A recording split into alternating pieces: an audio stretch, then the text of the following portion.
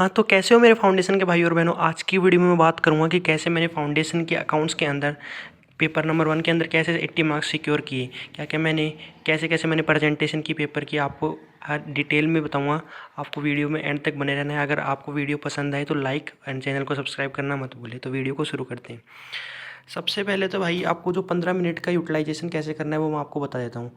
आपको 15 मिनट जो मिलती है ना शुरुआत में, आपको उसके अंदर आपको क्वेश्चंस देखने हैं कि आपको कौन से पार्ट में कौन से क्वेश्चन अच्छे से आ रहे हैं जो आपको अटेम्प्ट करना है। तो अगर आपने 15 मिनट में ये कर लिया ना कि कौन सा क्वेश्चन आपको पहले अटेम्प्ट करना है, कौन सा क्वेश्चन बाद में अटेम्प्ट करना है, तो आपके लिए अच्छा रहेगा। थोड़ी सी ज्ञान की बात होगी। अब आगे चलते हैं। तो सबसे पहले यहाँ पे मैंने कंपलसरी क्वेश्चन 1 फर्स्ट अटेम्प्ट किया था।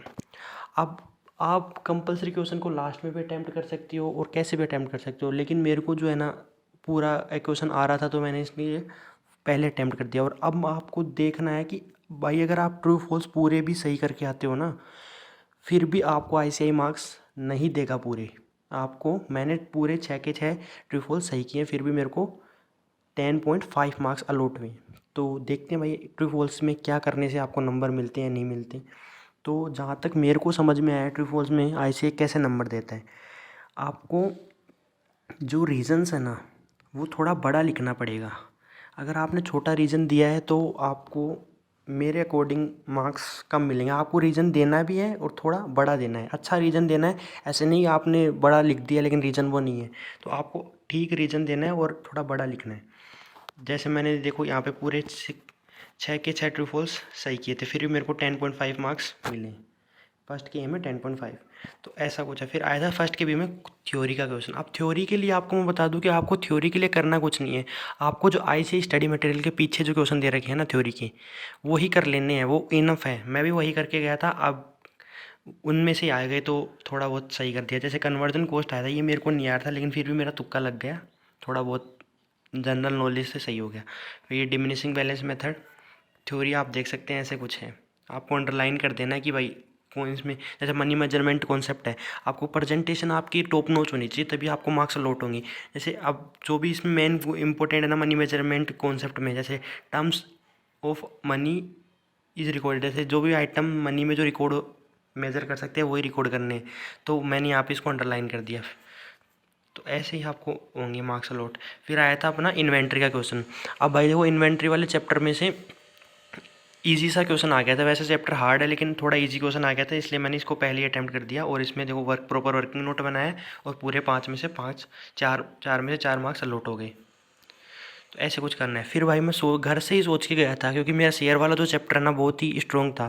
तो मैं पहले सोचा था कि पहले कंपलसरी क्वेश्चन करूँगा, फिर सीधा आ जाऊँगा 6th वाले क्वेश्चन में। तो फिर मैंने यहाँ पे क्वेश्चन, हाँ अब यहाँ पे एक देखना, आपको एक बहुत ज़रूरी बात बताता हूँ कि आपको जो है ना क्वेश्चन एकदम एंड तक पढ़ना है। क्योंकि शेयर वाले क्वेश्चन में है ना बैंक अकाउंट भी पूछा था, लेकिन क्या हुआ कि पेपर में मैक्सिमम बच्चे ना बैंक अकाउंट बनाना भूल गए, क्योंकि उन्होंने पूरे क्वेश्चन को ढंग से नहीं पढ़ा कि क्या लिखा हुआ है। इसलिए उन्होंने केवल जनरल की एंट्री पास कर दी। तो आपको भाई क्वेश्चन को पूरा पढ़ना है।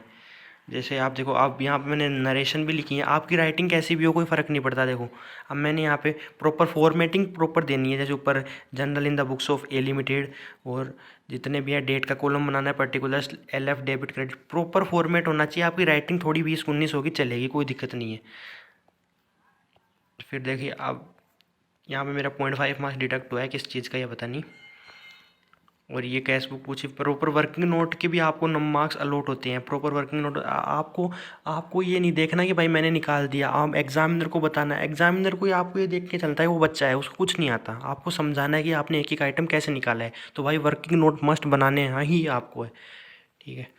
और फिर ये क्वेश्चन था थ्योरी का। ये भी देखो बुक के पीछे का क्वेश्चन था, तो इसलिए इसमें से पूरे में से पूरे मार्क्स अलॉट हो गए। तो ये 3.5 मार्क्स 4 का था। तो एक मेरा ये इन्फ्लेशन अकाउंटिंग मैंने सब ब्रांच ऑफ अकाउंटिंग ऐसे लिख दिया। और फिर था भाई जो आपको क्वेश्चन अच्छे से आते हैं ना वो आपको पहले अटैम्प्ट करने। फिर मैंने किया 3 का ए, बिल्स ऑफ एक्सचेंज में मेरी एकदम अच्छी कमांड थी। और जो एवरेज ड्यू डेट के क्वेश्चन थे इनमें अकाउंट करने, इनमें मेरे अच्छी पकड़ थी। तो सबसे पहले मैंने ये अटैम्प्ट किया और देखियो भाई कैसे मैंने इसमें क्वेश्चन में पूरे 20 में से 19 मार्क्स स्कोर किए हैं। आपको बुक्स ICAI स्टडी मटेरियल को आपको छोड़ना नहीं है लास्ट के टाइम पे, क्योंकि आपके पास अभी इतने 10-15 दिन बच रहे हैं। तो इसको तो आपको गोल के पीछे जाना है ICAI स्टडी मटेरियल को। और क्वेश्चन सारे भाई पेपर में ICAI स्टडी मटेरियल से ही आते हैं। अब मेरी एक एंट्री गलत हुई थी, अब देखो आपको स्टेप वाइज मार्क्स मिलते हैं यहाँ पे भी। जैसे मेरी एक एंट्री गलत भी हुई है ना, तो 0.5 मार्क्स मेरे डिडक्ट हुए हैं। तो ICAI भाई स्टेप मार्किंग मिलती है, आप जितना करके आओगे उतना आपको मार्क्स मिलेगा। कोई कम करके आओगे तो भी आपको कुछ ना कुछ लिख के आना है, बस छोड़ना कुछ नहीं है। फिर अकाउंट्स पूछे थे, देखो प्रॉपर फॉर्मेट पूरी होनी चाहिए, प्रॉपर वर्किंग नोट होनी चाहिए, एवरेज ड्यू डेट का क्वेश्चन है। अब यहाँ पे फिर अपना आ जाता है अकाउंट करंट का क्वेश्चन। आपको अब देखो यहाँ पे जो है ना अकाउंट करंट का क्वेश्चन थोड़ा वो आता है, तो स्पेस की कमी पड़ती है, तो आप साइड स्पेस भी इसमें यूज़ कर सकते हो और आपको थोड़ा सही लगे। और लास्ट में देखो यहाँ पे दिख नहीं रहा था मेरा इंटरेस्ट कितना है, बैलेंस शीट। तो आपको अगर कोई कंजस्ट हो जाए ना स्पेस, तो आपको साइड में लिख देना कि भाई मेरा आंसर ये, फाइनल आंसर ये है। फिर नेक्स्ट क्वेश्चन तो था अपना बैंक रिकन्सिलिएशन स्टेटमेंट। अब भाई बैंक रिकन्सिलिएशन स्टेटमेंट में मेरी शुरुआत से कितना भी मैं सोल्व कर लूँ मेरी गलती हो रही थी। तो यहाँ पे इजी सा क्वेश्चन था, फिर भी मैंने यहाँ पे गलती कर दी। तो अब आपको देखो स्टेप मार्किंग में दिखाता हूँ। 8 नंबर का क्वेश्चन था, मैंने एक एक जो है ना एंट्री गलत कर दी, तो यहाँ पे मेरे को 0.2 मार्क्स कट हुए। तो आपको स्टेप मार्किंग मिलती है, कोई आपको है नहीं, आपको पैनिक नहीं करना। अब आगे एग्ज़ाम दे के आओ तो कोई दिक्कत नहीं है, आपको स्टेप मार्किंग मिलेगी। आप ये और फिर आता है रिसिप्ट पेमेंट अकाउंट। अब भाई देखो, ना ही तो मेरे बैंक रिकन्सिलिएशन स्टेटमेंट का आंसर सही, ना ही मेरी रिसिप्ट पेमेंट अकाउंट की बैलेंस शीट मैच हुई, ना ही मेरी वो है ना कैश बुक की हाँ कैश अकाउंट का क्वेश्चन आया था उसकी कुछ मैच हुआ, ना ही मेरी पार्टनरशिप की बैलेंस शीट मैच हुई। तो फिर भी देख लो, अगर मेरी आपको अगर ऐसे लगता है ना बैलेंस शीट के मैच करने के मार्क्स मिलते हैं, तो आप भाई गलत सोचते हो। यहाँ पे मार्क्स मिलते हैं स्टेप वाइज। अब मेरी इसमें बैलेंस शीट मैच नहीं हुई, फिर भी मेरे को अच्छे मार्क्स सिक्योर किए हैं मैंने। 12 नंबर का क्वेश्चन था, इसमें मैंने 8 मैक्स स्कोर किए, तो आप देख सकते हैं। अब यहाँ पे मेरा रिसिप्ट पेमेंट अकाउंट बिल्कुल सही है, तो आपको एक देखो स्टेप वाइज मार्किंग मिलती है। फिर आपने मेरी ओपनिंग बैलेंस शीट भी सही है, और फिर इसके अंदर वो क्लोजिंग बैलेंस शीट देखो फिर मैच नहीं हुई, इधर मैंने लिख के नहीं आया साइड में, ऐसे साइड का टोटल नहीं किया। और ये वर्किंग नोट प्रॉपर देने हैं आपको। वर्किंग नोट के भी मार्क्स देखो कि यहाँ पे कैलकुलेशन ऑफ सब्सक्रिप्शन है। अब मैंने जल्दी जल्दी में हर कुछ लिख दिया, आउटस्टैंडिंग को OS लिख दिया, सी भाई। तो आपको टाइम कम है ना, तो आप ऐसे शॉर्ट फॉर्म यूज़ कर सकते हो कि लास्ट में कुछ कर छोड़ने से अच्छा है शॉर्ट फॉर्म यूज़ करके कुछ लिख दिया जाए। फिर है रिवैल्यूएशन अकाउंट, पार्टनरशिप की बैलेंस शीट आई, अभी फिर से मैच नहीं हुआ। क्या पता क्या यही क्वेश्चन आया था, मेरे को तो समझ में ही नहीं आया।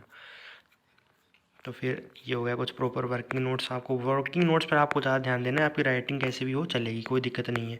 फिर डेप्रिसिएशन।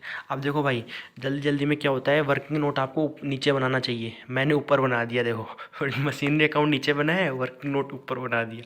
तो आप थोड़ा पैनिक कर जाते हो एग्ज़ाम हॉल में, तो ऐसी छोटी मोटी गलतियाँ होती रहती हैं। और फिर था ये कैश बुक, और ये तो कैश बुक का ये भी मेरा कुछ ऐसा,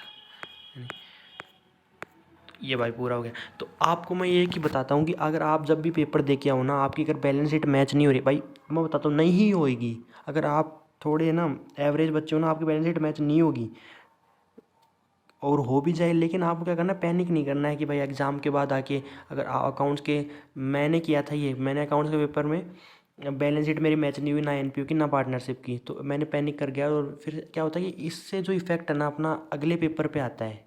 जैसे अगला पेपर लो का होता है ना, उस पर जो इफेक्ट आता है ना, आप पढ़ नहीं पाते ढंग से। तो आपको कुछ नहीं करना भाई, आपको स्टेप वाइज मार्क्स अलॉट होंगे, आपको पेपर आके उसको बंद करके रख देना। मैं तो बोलता हूँ पेपर को फाड़ के फेंक आओ हॉल के बाहर ही, कोई दिक्कत नहीं है, क्योंकि आपको आपने जो कर दिया उसको कोई चेंज कर नहीं सकता। आपको जितने मार्क्स मिलने हैं वो ICAI देगा। तो बस लास्ट में ये, अगर वीडियो अच्छी लगी तो वीडियो को लाइक करें, शेयर करें, सब्सक्राइब करें। धन्यवाद।